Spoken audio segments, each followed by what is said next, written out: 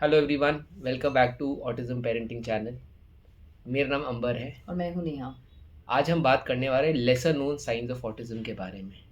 Autism की वो लक्षण जो ऑब्वियस साइंस नहीं होते ऑटिज्म के, जो थोड़े लेसर नोन होते हैं, जो आप एक न्यूरोटिपिकल बच्चे में भी देख सकते हैं।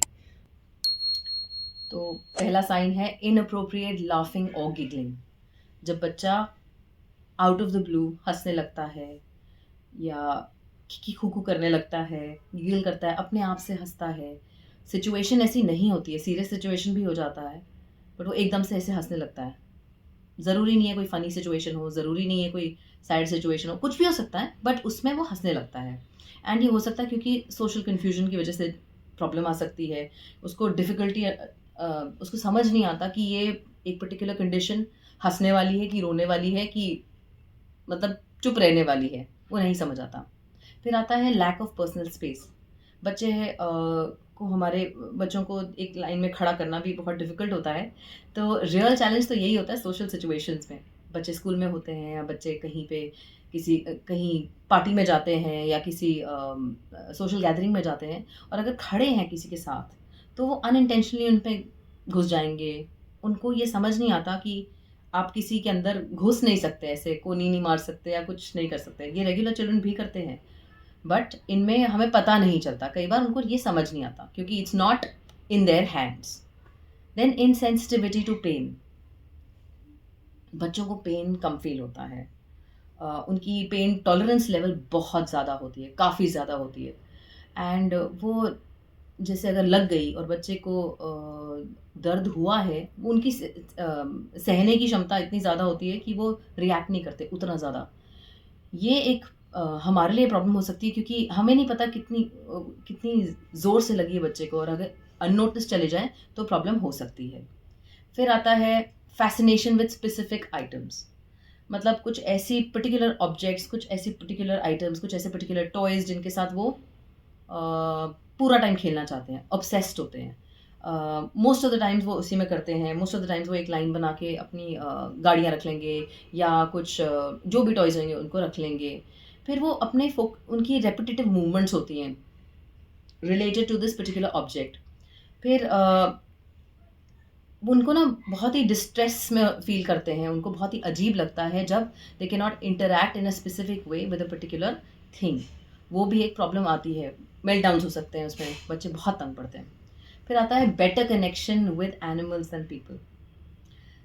जो ऑटिस्टिक चिल्ड्रन हैं या ऑटिस्टिक पीपल हैं, उनको सोशल इंटरैक्शन में प्रॉब्लम आती है। उनके लिए सोशल इंटरैक्शन लोगों के साथ ज़्यादा ओवरवेलमिंग हो जाता है, वो दूर भागना चाहते हैं कई बार। And they form very strong bonds with pets या कोई भी अदर एनिमल्स।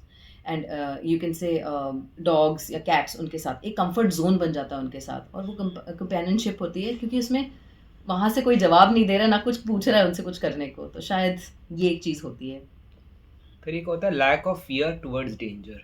उनको डर ही नहीं लगता कई चीज़ों डेंजरस से। चीज़ों से। मतलब डेंजरस चीज़ जब मैं कहूँगा, दैट मीन्स वो बालकनी के एज पे आके लटक जाएंगे, झाँकने लगेंगे। हमने तो नेट्स लगवाए अपने बालकनी में। स्विमिंग पूल है, पानी है, कितना डीप है, कोई उसको वो कंसर्न ही नहीं है। कंसर्न ही नहीं है। अगर फैसिनेशन हो रहा है, अट्रैक्ट हो रहा है, कूदने का उसमें रिस्क रहता है। आपके पंखा, ये हमारे बच्चे का एक नया बना है, अब हम उसको सॉर्ट करने की कोशिश कर रहे हैं। अब उसकी थोड़ी हाइट ऐसी हो गई है कि अब वो अगर बेड पे खड़ा होता है और हाथ ऊपर करता है तो उसका हाँ, पंखे से थोड़े खाली थिन। बस 3-4 इंच ही, 2-3 इंच का ही फ़र्क रह गया है। वो बार बार मतलब वो अब वो चाह रहा है कि फ़ैन को छू के देखे। अब तक उसने एक दो छोटे फैंस को छुआ भी है, बट वो जो टेबल फैंस होते हैं, बट जनरली इतना उसका डेंजर नहीं था क्योंकि स्पीड कम थी या ब्लेड उसके प्लास्टिक के थे। बट अब वो मेटालिक ब्लेड्स वाले फैंस की तरफ भी उसका ध्यान जा रहा है, तो वो एक उसका वो डेंजर नहीं समझ पा रहा है, जबकि हम उसको कह रहे हैं, बट उसका वो फैसिनेशन हो रहा है। कुछ बच्चों का इलेक्ट्रिक सॉकेट्स की तरफ हो सकता है ध्यान। तो कोई भी ऐसे मल्टीपल डेंजरस सिचुएशंस हो जाती है जिनको वो इतना समझ नहीं पाते। सो एक ये चीज़ है। फिर एक है strong skills at home, weak skills outside. हम कभी कभी देखते हैं कि बच्चा जो घर में with in the family atmosphere, वो उसको जो भी स्किल्स है कम्युनिकेशन के या प्ले के स्किल्स या इंटरेक्शन के जो भी जितने भी उसने लर्न किए हैं, वो घर के इन्वायरमेंट में बहुत अच्छी तरह उसे यूज़ करेगा या दिखाएगा। बट जैसे ही वो बाहर जाता है किसी अननोन एनवायरनमेंट में, वो कंफ्यूज हो जाता है, वो स्किल्स नहीं करता। ये इसका एक दूसरा भी हमने देखा है कि कई अगर कोई बाहर से लोग हमारे यहाँ आते हैं, अब वो घर किसी में हमारे घर के एनवायरनमेंट में ही है, बट वो जो अपने रेगुलर डे टू डे में गा रहा है, कुछ बोल रहा है, कुछ एक्टिविटी कर रहा है, कुछ कम्युनिकेट करने की कोशिश कर रहा है, उन लोगों के सामने वो बिल्कुल ही नहीं करना चाहता, शांत हो जाता है। दो कुछ केसेस में हमने मतलब 1-2 घंटे बाद अगर कंफर्ट लेवल आता है तो वो वापस थोड़ा-थोड़ा अपना नॉर्मल होने की कोशिश करता है, बट ये एक इश्यू हमने अब देखा है। प्लीज़ नोट कि जो whatever skill we have discussed, हर बच्चा डिफरेंट है। ज़रूरी नहीं कि ये सारे के सारे जो हमने